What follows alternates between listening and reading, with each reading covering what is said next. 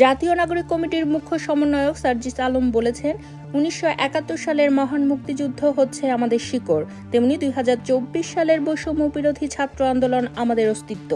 আজ বুধবার বিকালে নরসিংদীর ভেলানগর এলাকার তাহমিদ চত্বরে ৭ দফা দাবিতে লিফলেট বিতরণ অনুষ্ঠানে সার্জিস আলম কথা বলেন।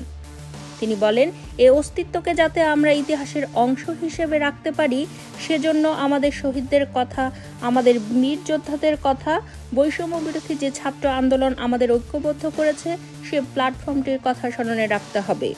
নতুন রাজনৈতিক বন্দোবস্তের কথা, সকল সিস্টেমের কথা, সকল পেশার মানুষের প্রতিটি কথা জুলাই আন্দোলনের ঘোষণাপত্রে উল্লেখ থাকতে হবে। সার্জিস বলেন, নরসিংদী জেলখানা মোড় ছিল ২০২৪ সালের আন্দোলনের অন্যতম রণক্ষেত্র।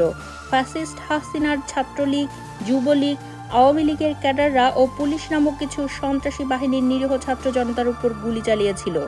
এখানে কেউ কেউ পোশাকে, কেউ পোশাক ছাড়া, কেউ অস্ত্র নিয়ে, কেউ অস্ত্র ছাড়া আমাদের ছাত্রদের উপর হামলা চালিয়েছে।